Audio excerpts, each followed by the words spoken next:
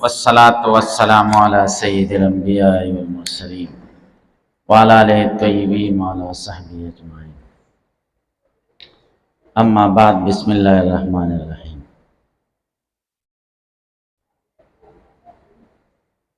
अलका घटे दौरे वाला ते इजाजत नश्ता मरा पड़ेगा था तवे में दरवाजे वाला घटे दौरे वाला ते इजाजत नश्ता।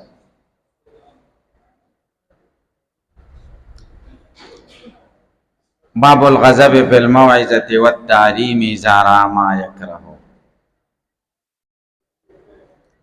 बाब दे बयान द गुस्से के पवाज और तालीम की चिकल उगूरी हगा सचे यकरहु ची बदी गणी बदशे उगूरी और गुस्सशी पवाज और तालीम की दा जायज़ दी। दावत बाब सदा मुनासबत मख के बाप सरा सरे और शरह दा बाब दावत बाब डेरो अहादीसु के दारी चिदे नबी करीम सल्लल्लाहु अलैहि वसल्लम मिजाज के नरमी वा अंतर दे पोरे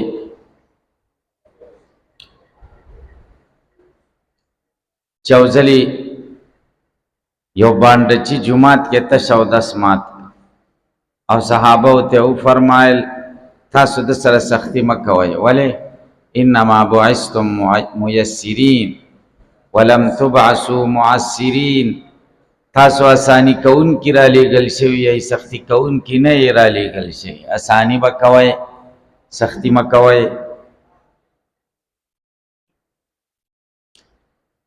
चा बवेली चे तालीम आवाज की गुस्सा बसंगई न देवई तालीम आवाज की गुस्सा दा जायज़ा दा चिकल यो मकरूह अमर मुशाहदश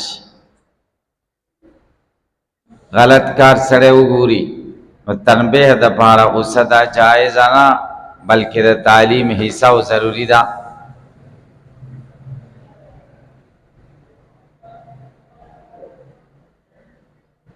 हजरत मौलाना ज़करिया रहमहुल्लाह फरमाई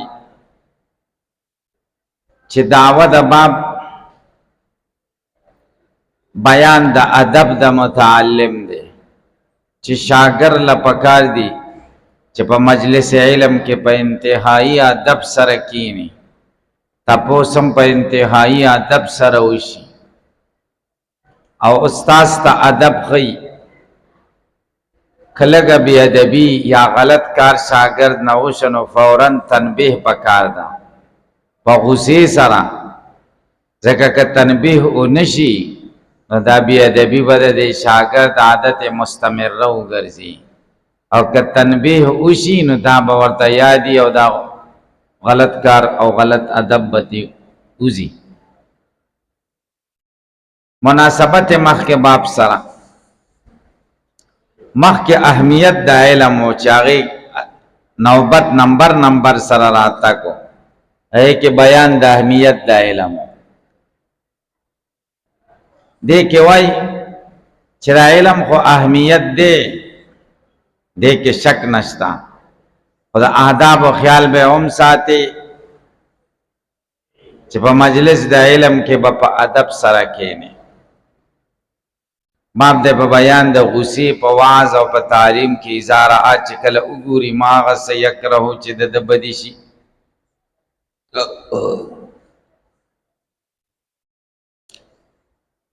द दिन द बयान अवल दो तरीक़ी दी यो मौइज़ा दा यो तालीम दे मौइज़ा आम खल्क़ तकी यो तालीम खास खल्क़ तकी।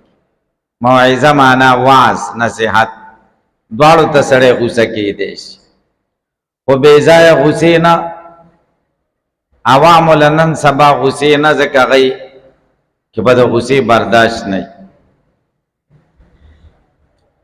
पखवा खलक डेर खो आवाम उलमा बवर्ता गुस्सा के दल आगे के बद तहम्मुल और बर्दाश्त और चालिम बरापा से दो यो यो यो मालदार सड़े यो मुअज़्ज़ज़ सड़ी तबे सफेर और के मागबले बस खैर इमाम साहब दे सखबदा बेजान बेइज्जती न गणाला यकीन कई और उस اوس خو خطره ده چې د منبر نه به دې راوغورځوي. دا خلک دې لږ وخت کې ډېر زړور شو، امامانو باندې علماو باندې ډېر زړور شو. علماو له پکار دي چې ګزاره وکړي او که غوسه کوي په طریقې سره. زمونږ یو استاد صاحب اوس وفات شوی به یا به ډېر ضعیف وي، پته یې راته نشته او ډېر غوسه ناک. پخوانی خبره ده، هغه بیان کو، مطلب یو سړی و، یو مالدار سړی و او هغه په خپې باندې ګوډ و، خپه یې غځولی و. هغه واز کو، مطلب یې دا و چې د غوږ وهنې دله وکړي داسې دي کړي او داسې دي کړي او دا ښه کار نه دی، احمد داسې غوسې بیانې کړه. اخره کې ورته تا ته وایم چې دا د خر غوندې دې خپه غځولې ده. دا ټولې خبرې یعنې اشارات خو یې وکړو، خو بیا زړه کې درد و چې کېدی شي دا اشاراتو باندې به دی نه وي پوه شوی. اخره کې ورته چې دا ټولې خبرې مې تا ته وکړې دا د خر په شانې دي چې خپه غځولې ده. ته په خدای یقین وکړه چې سړی ډېر زورور و او ډېر مالدار و، هېڅ خبره نه و، هېڅ بد یې ونه ګڼله، ایسته یې وخندل، بس خبره خلاص. اوس دې که ورته داسې وویل نو والله چې راغورځوي. بل د سپین ږیرو د نوجوانانو فرق پکاري. د سپین ږیرو غوسه په خلکو بده نه لګي او د ځوان سړي غوسه په خلکو بده لګي. اکثره دا ځوانان امامان دا د سپین ږیرو پیښې کوي. سپین ږیري غوسه کوي، هغه غوسه کوي، مقتدیان یې کنټرول کړي دي او زه به یې محکمه او چې دی وکیسته یې خولو څوک یې ووهي نو چې وی وهي هغه حیثیت ټول د بیا که امام هم نو بیا یې خوند شته چې دی پکې وهل وخوري نو بیا مزه ختمه شوه که پاتې شو. نو دې کې ډېر سوچ پکار دی. ګورئ ځوانه د سپین ږیري مولانا بجلیګر رحمه الله ډېره د حق ژبه خدای ورکړې وه، ډېرې تیزې خبرې به خلکو له کوه، خلکو به ایسته وخندل، په خندا به یې واړوه. چې کله وفات شوی ما داسې اورېدلي وو چې زوی یم هغه شان خبرې کولې. یو سپین ږیري ورته وویل چې ګزاره کوه، خدای دې ښه که، ته بجلیګر نه شې کېدی. نو هغه کنځل یم په خلکو ښې لګېدلې، تا ته څوک څه ونه وایي. نو هغه خو کنځل یې پرېښودې خو په دروغو یې شروع وکړه. اورېدلي م دي که داسې الوزولي دروغ وایي چې د ده به هم یقین وي چې دا رښتیا دي. الوزولي دروغ پېژنئ چې مرغۍ مې ویسته او بس دغه مې بڼې مې ته لرې کړې او صفا مې کړه او غوړو له مې واچوي، یو چغې وکړه چې ومې کتل ایسته والوته. دې ته الوزولي دروغ وایي، داسې الوزولي دروغ وایي. یقین په خدای وکړه سخت دروغجن دی.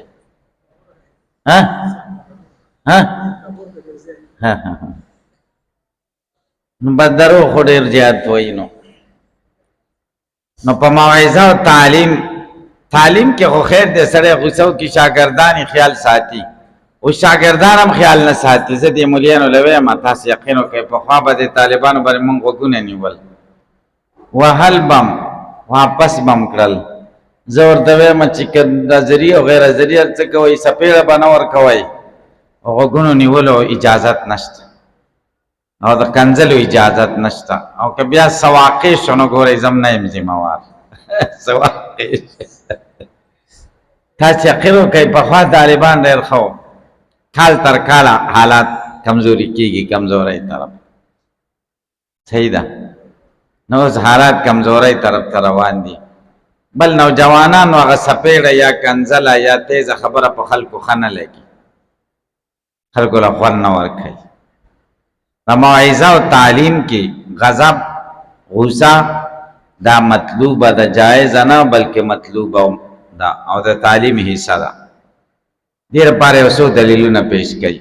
حدثنا محمد بن قال اخبرني سفيان عن ابن ابي خالد عن قيس بن ابي حازم عن ابي مسعود الانصاري قال رجل يا رسول الله، یو سړی ویلی د خدای پیغمبره لا کادو درکو څه قریبه نه ده چې زه مونځ ګیر کړمه یا یې مونځ رانه همیشه تللی، لکه ورته څوک را پرې نه دی ورپاڅه، اجازت نشته، صرف وړې دورې هغه دی راځي. قریبه نه ده چې زه مونځ ګیر کړم، مانځله نه ځم. ولې؟ مما یطول بنا فلان، مونږ د پلان کې مونږ ډېر اوږد کوي، یعنی ډېر اوږد مونځ کوي.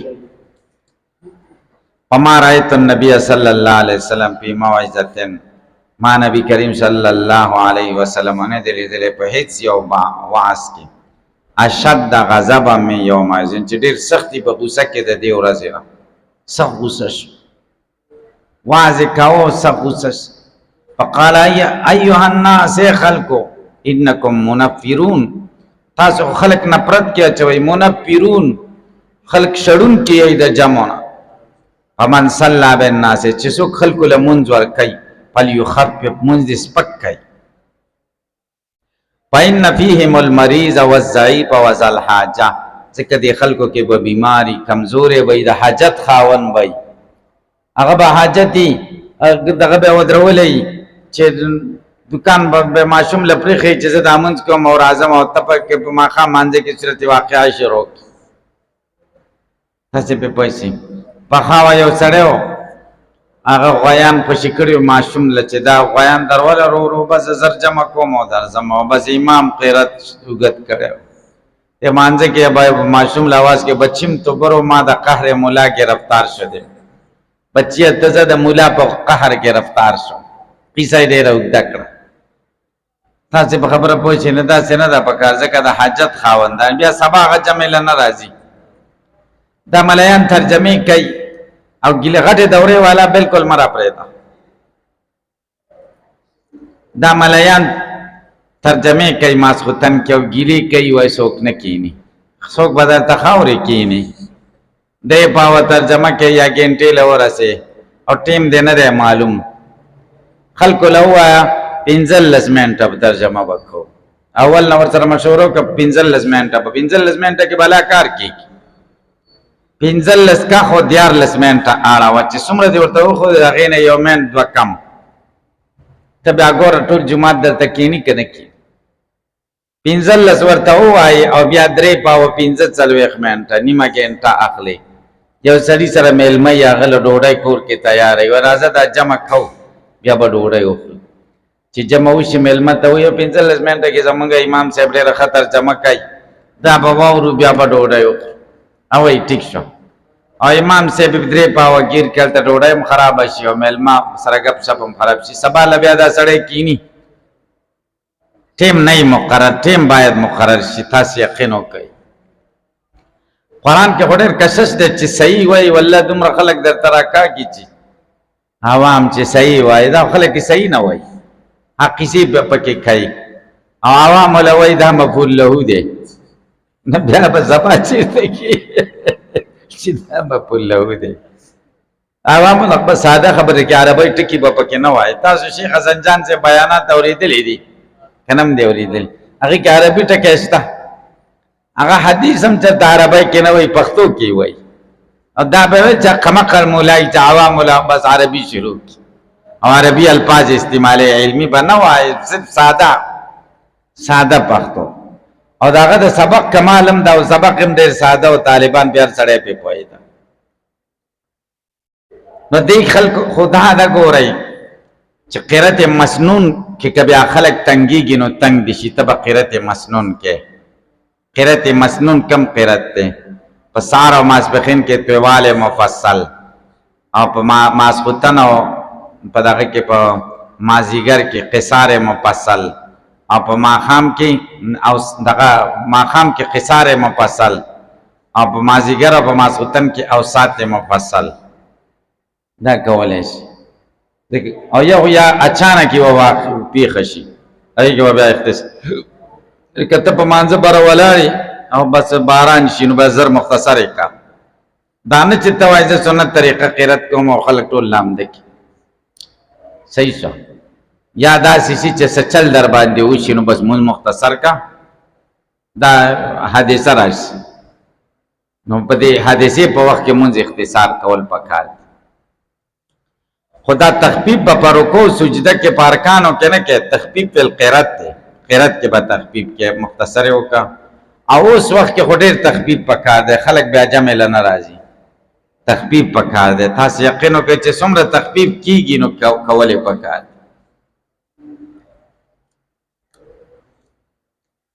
نو ګورې نبی علیہ السلام غصه شه نو د باب سره مناسبت دار چې تاسو خلکو کې نفرت اچوئ. منګه یو مدرسه کې دلته وو استادانو پکې نو طالبانو ما ته ویلې چې مقیم طالبانو هغه ما ته ویلې چې داسې قصه ده چې منګه او د حفظ الکانم پکې وو. هغه ما ته شکایت وکړو چې محتمم صاحب ماسختن جمعه تم ور سره ماسختن ترجمه شروع کې 3 پاو ترجمه کوي بس منګه دغه نه موجود مطالعین او طالبانو او د حفظ الکانو غریبانو ویلې منګه په ترجمه پوي ګونو دی به کې قصې شو او بیا ځان خلاصولې نشي. واخر دعوانا د ځان د زولم ډېر ګران کار دی. هلکه ځان راغونډ زمونږ یو استاد صاحب بل یو زمونږ خپلوان هغه ورته ویل خدای دې ستا بې خو باسي ډېر ښه بیان دی شروع کړی خو به ځان نشي خلاصولی. دا ځان خلاصول هم ګورې ډېر غټ کمال دی تقریر کې آخري خبرې د ځان رسول. او نو ما سبب بیا بله ورځ مشوره وکړه نو د استادانو مشوره ده نو دې مشوره کې ما ورته چې دا ترجمه دې ډېره اوږده ده او دا لږه مختصره کړه که نه دا خلک به نه تنګي وایي څومره به کو چا ویلې داسې نیمه ګنټه او چا ما ته ستا څومره ما ویلې 6 منټ اوسه چې 6 منټه کې خو زه تش تلاوت هم نشم کولی. نو ما ورته چې تا ته اوس نیمه ګنټه وایي خو مغه 3 پاوه لرې 6 منټه به ته وایي نو زه 12 منټې صحیح ده 6 منټه مې درته ویلې زه 12 یې کوه. دې کې خو د حاجت والا خلک او طالبان دې راګیر کړي دي چې ترجمه درته کوم. هغوی غریبانانو د خوب ټیمې د مطالعې ټیمې د ډوډۍ ټیمې دا نه ده پکار. وبه قال حدثنا عبد الله بن محمد قال حدثنا ابو عامر العقدي قال حدثنا سليمان بن بلال المديني عن ربيعة ابن ابي عبد الرحمن عن يزيد مولى المنبعث عن زيد بن خالد الجهني ان النبي صلى الله عليه وسلم سأله رجل عن اللقطة. نبی علیہ السلام نے یو سړي د لقطې باره کې تپوس وکړو. لقطه دې ته وایي یو شی بار پروت دی غورځېدلی شی چانه شی غورځېدلی دي په دې به مونږ څه کوو. هلکه لقطه کې ګوره چې بار هم شی ولیده چې نه خرابېده نو نه اوچتېدلې غوره دي او د ضایع کېدو خطره یې نه وه او چې د ضایع کېدو خطره یې وی نو بیا یې اوچتول غوره دي.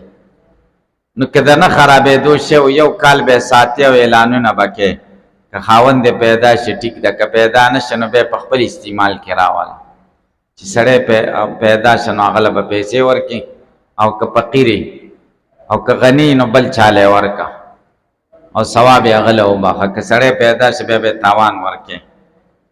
هلکه پې پوه شو که د خرابېدو شی و نو 3 ورځې پورې اجازت دی خو اعلانونه به کې دا نه چې ځان سره اعلان کې چې یو شی مې پیدا کړی دی مجمع کې به اعلان کې. فقال نبی علیہ السلام ورته ویل عارف وکاها خلکو له معلوم که وکاها سربند هغې وکا سرتړوني ته وایي سرتړونی پېژنئ سربند دغه م لیدلې دغه اوبه چې سرمنې نه چې دغه جوړي ګوډې م لیدلې هغه سرکونو کې اوسمي د هغې خوله ده داسې خوله یي هغه چې ډکې کي نو دا خوله خو دغه د سرمنه ده دا بیا داسې راغونډه کي او په کپړه یې وتړي کلکه دې کپړې ته وکا وایي وکا والصح العینان او قال یې ویلې دي وعاءها لوخه خلکو ته وروښیه لوخه وعاء چې دا پس کې دي دا ظرف وعفاسها او د سر وعاء عام لوخي ته وایي او عفاس د څرمنې ظرف ته وایي کڅوړه عفاس کڅوړې ته وایي دا خلکو له ورو پېژنه. ثم عرف حسنتان بیا مشهور کا یو کال تعریف یو کال او که خلکو ته ما سمندلی کړه چای راځي ثم استمتع بها بیا ته پیدا واخلا فإن جاء ربك خاوند راغه فأدها إليه غلي ورک قال فضالت الابل چا ورته ویل چې ورغوخ د چاره ورک سي کو خم پیدا کړو سبق کو غضبا نبی اسلام غصه شو حتی احمرت وجنتاو اننگی وجنتا اننگو ته وې دی زیتا دا غوښه چې راوچته شوې ده په دې مخکې دې ته اننګي وایي، خدین هم ورته وایي، خده وجنتین هم ورته وایي. مشکات شریف کې تاسو حدیث ویلی باب الایمان بالقدر کې چې نبی علیه السلام غوسه شو چې غوسه به شه نو ښایسته بنده چې غوسه شي نو هم په چهره یې اثر ځکه ځري او چې خوشحاله وي نو چهره یې پړقېږي.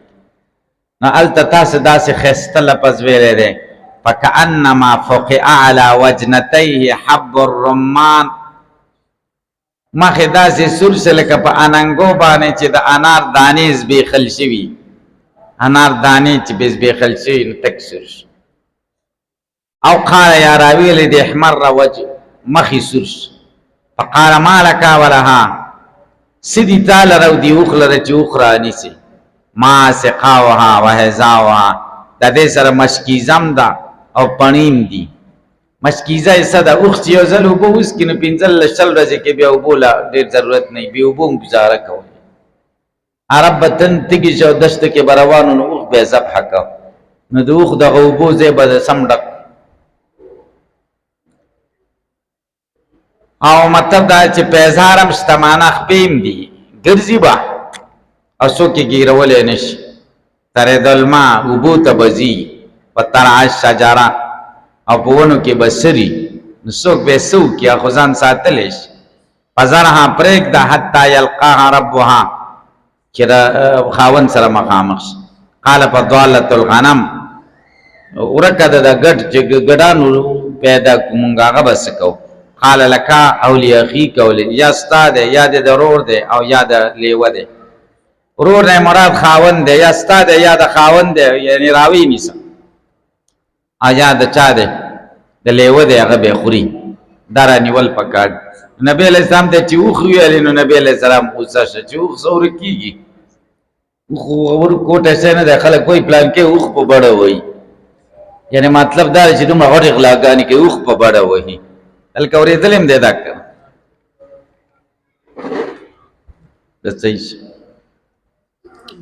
وفي قال حدثنا محمد بن قال حدثنا ابو اسامه عن بريده نبي بردان نبي موسى قال سئل النبي صلى الله عليه وسلم اشياء كرهها، د نبی علیہ السلام نه خلکو د سیزونو مبارک تپوس وکړو کرهها چې هغه نبی علیہ السلام بد ګڼل، بې ځایه تپوسونه چې شان د نبوت سره مناسب نو. فلما اکثر علی، چې کله ډېر شو د تپوسونه په د غاضبه غوسه شو. ثم قال للناس سلوني عما شئتم، بیا خلکو ته تپوس وکړه چې څه م خوښوئ. ما ته خدای وایي دا د غوسې نه ویلي. قال رجل، یو سړی پاڅېد، من ابي، زما پلار څوک دی؟ قال هغه ورته وایي ابوک حذافه، ستا پلار حذافه دی. فقام آخر، بل سړی پاڅېده. فقال من ابي یا رسول الله؟ قال ابوک سالم مولا شیبه. فلما عمر ما پی وجه، هر کله چې عمر ولید هغه اثر چې په مخ کې د غوسې و. قال یا رسول الله انا نتوب الى الله عز وجل، منګه توبه وباسو رجوع کو الله جل شانه ته تخدید د پیغمبر د غوسې نه. نبی علیہ السلام ګوره غوسه شنو مناسبت د باب سره واضح دی. باب من برکا علی رکبتی عند الامام او المحدث، باب د په بیان دا غچا چې په ګوندو شي علی رکبتی په زنګونانو عند الامام، امام ته یا محدث ته. امام او محدث ته په ګوندو شي. ګوندو په جندل یعنی د مانځه په هيئت کینی، په ګوندو کینی ادب د وجه. غرض د باب څه دی؟ دعوه د باب بیان د ادب د مجلس علم. طالب العلم لپاره ادب ناسته پکار ده چې په ادب کینی، او د مانځه په هيئت کې استاد مخې لکینی نو په ادب سره کینی. بیان د ادب. مخکې باب سره مناسبت څه دی؟ مخکې باب کې د مجلس علم یو ادب و چې طالب العلم به بې ادبي نه کوي، ځکه که بې ادبي استاد وګوري نو بیا د غوسې حق ورته شته. نو دې باب کې هم د مجلس علم ادب دی. طالب العلم به څنګه کینی، ناسته به څنګه.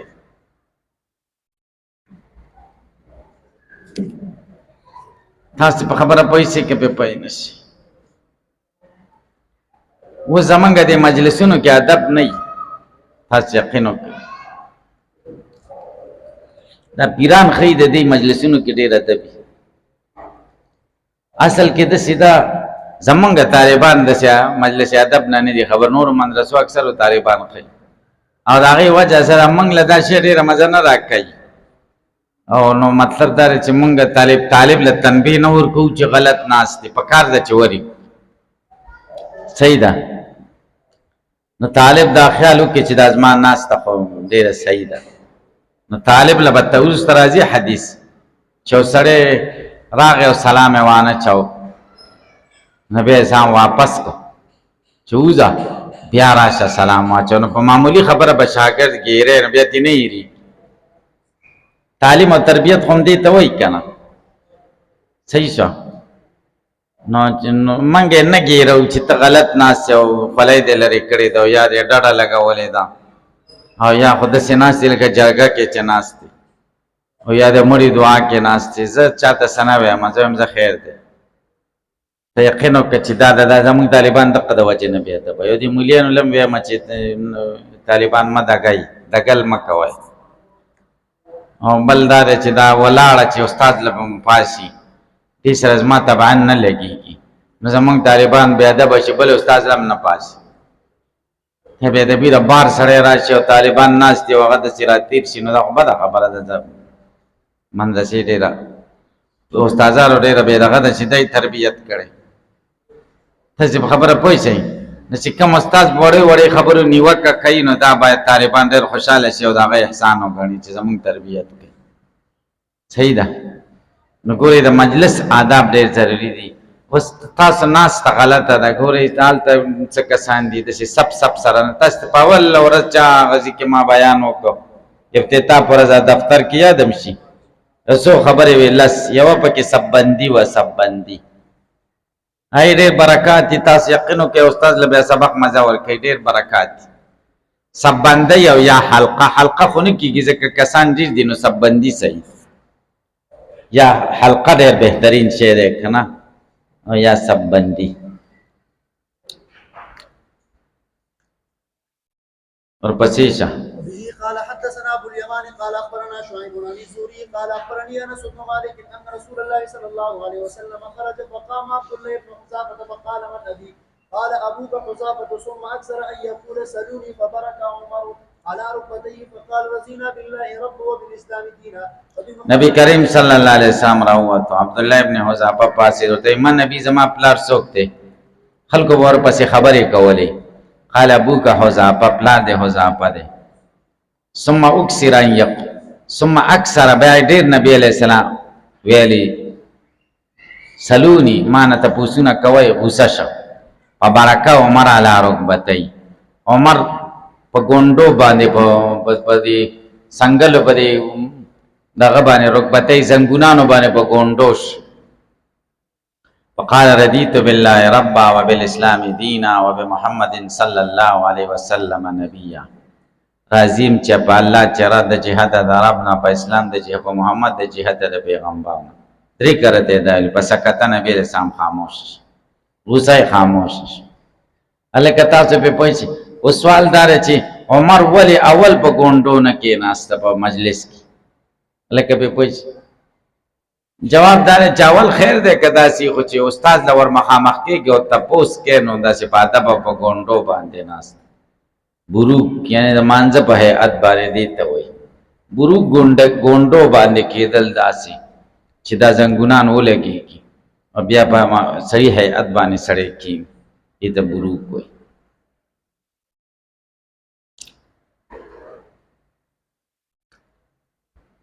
باب من عاد الحدیث ثلاثا لیبهما باب دې په بیان د دې کې چې سړی حدیث خبر درې کرته وکي دیو په ماده د پاره چې خلق پوي کی دعوه د باب بیان د ادب د معلم چې معلم نه بهر حال کوشش کول پکار دي چې شاګردان پوي کی اگر که پدرې زلې تکرار دیو کې درې زلا او بیان د دې خبرې د چې کله بازي وخت کې جواب په اشاره سره ورکول کافی دي چې طالبان پوي شاګردان او کله چې پوهه نه وي بیا 3 کرته هم ویلی شي. دا زیاده وخت نه ده بلکې دا یو جایز عمل دی. مناسبت مخکې باب سره واضح دی. مخکې باب کې ادب د متعلم او دې باب کې ادب د معلم دی. قال نبی صلی الله علیه وسلم الا وقول الزور، خبردار او د دروغ وینا په ما زال یکرر هدای همیشه مکرر. دا یو غټ حدیث دی چې نبی علیہ السلام کبایر یادول، غټ غټ ګناهونه، دا غټه ګناه ده، دا غټه ګناه ده. بیا یو ذکر کاله خبردار وقول الزور او د دروغ وینا دا غټه ګناه ده، دا مکرر. فما زال همیشه دا مکرر. او وقال ابن عمر قال النبي صلی الله علیه وسلم هل بلغتو، نبی کریم صلی اللہ علیہ وسلم فرمایل هل بلغتو، ما دین ورسو د حجۃ الوداع کی ویل ثلاثن 3 کرته دا ویل. دا ثلاثن د قال سره لګیږي چې نبی علیہ السلام ثلاثن ویل، هل بلغتو سره به نه لګي چې نبی چې هل بلغتو ثلاثن 3 کرته ما دین ورسو، دا څنګه د قال سره وای. تسلیث یو که هل بلغتو هل بلغتو هل بلغتو. وبه قال حدثنا عبد قال حدثنا ابو صمد قال حدثنا عبد الله بن المثنى قال حدثنا سمامة بن عبد الله بن انس عن انس رضي الله عنه النبي صلى الله عليه وسلم انه كان اذا تكلم بكلمه اعادها 3 حتى تفهم عنه واذا اتى على قوم فسلم عليهم سلم عليه. نبی کریم صلی الله علیه وسلم بچ کله کما خبره کوله دا به معاد کوله دوباره کوله به 3 کراتا حتی تفهم عنه چې خلق پوهه کړي شي ددنه زدکړې شي دا کلمه ددنه. و اذا تعالی قوم چې کوم قوم باندې براغه په سلام علیهم پاغي به سلام اچاو، سلام علیهم سلام به 3 کرتا اچاو. سلام به یو ځل چې چا به جواب ورکړي، چې جواب به ورنه کړو 3 ځله چې وای ورې چې 3 ځله باندې به جواب ملاو نشنه بیا وتا وای مناسبت واضح دی. قال حدثنا مسدد قال حدثنا ابو عوانة عن ابي بشر عن يوسف بن ماهك عن عبد الله بن عمرو رضي الله عنهما قال تخلف رسول الله صلى الله عليه وسلم في سفر سافرناه فادركنا وقد ارهقنا صلاه العصر ونحن نتوسل فجعلنا نمسح على ارجلنا فنادى باعلى صوتي ويل للاعقاب من النار 2 او 3. عبد الله بن عمر وای چې نبی علیہ السلام رسته شو په یو سفر کې سافرنا او چې موږ ور سره دې سفر کې شریکو. فادرکنا مونږه گیر کړو، قدر حقنا الصلاه او مونږه مانځ گیر کړیو. وقد ارحقنا الصلاه مونږ گیر کړو او صلاه العصر د مازیګر مونږ. او یو روایت کې دسی وقد ارحقتنا الصلاه صلاه العصر او مانځ مونږه گیر کړیو د مازیګر مونږ بیا و صلاه فاعل شي. ونحن نتوضا مونږه او دس کو فجعلنا نمسح على مونږ شروع شو چې غسل خفیف هم کو پخپو مسنه غسل خفیف مراد وبکمه وی سفر. فنادا بی اعلی صوتی پوچت आवाज وکړو ویل للعقاب من النار، افسوس دی یا د جهنم کند د پوند لره من النار د اورنا. وکرته ویل یو 3 یادرې کړه. دا ګوره خبره 2 یادرې کړه وکړه تسلیث ثابت شدرې کرتا کنا. بس درود شریف اللهم صل علی